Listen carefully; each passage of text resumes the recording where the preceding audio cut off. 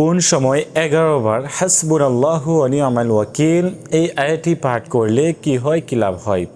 সম্মানিত দর্শক, আজকে আপনাদেরকে আমি খুব সহজে শিখিয়ে দিব যে এরকম কোন সময় রয়েছে, ওই সময়ে হাসবুনাল্লাহু ওয়া নি'মাল ওয়াকিল এই আয়াতটি পাঠ করলে কি হয়, কি লাভ হয়। সম্মানিত দর্শক, তো যারা এই চ্যানেল নতুন আসছেন, এখনও পর্যন্ত চ্যানেলটি সাবস্ক্রাইব করেন নাই, অবশ্যই চ্যানেলটি সাবস্ক্রাইব করে পাশে থাকবেন। এই চ্যানেলে আরও নতুন নতুন দোয়ার ভিডিও দেওয়া হবে ইনশাআল্লাহ।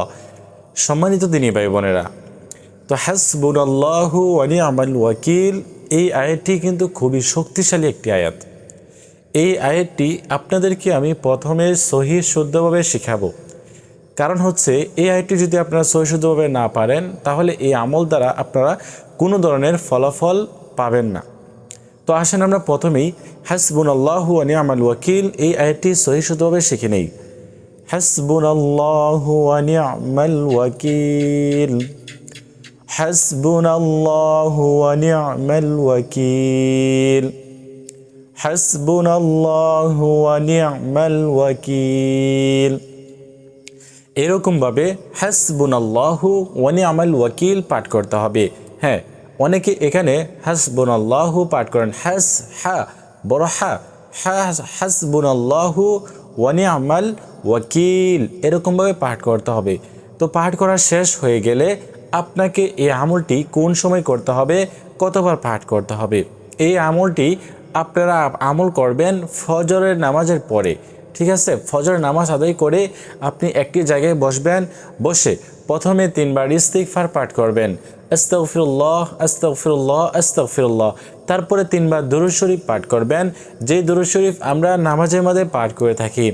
আল্লাহুম্মা সাল্লি আলা মুহাম্মাদ ওয়া আলা আলি মুহাম্মাদ কামা সাল্লাইতা আলা ইব্রাহিম ওয়া আলা আলি ইব্রাহিম ইন্নাকা হামিদুম মাজিদ।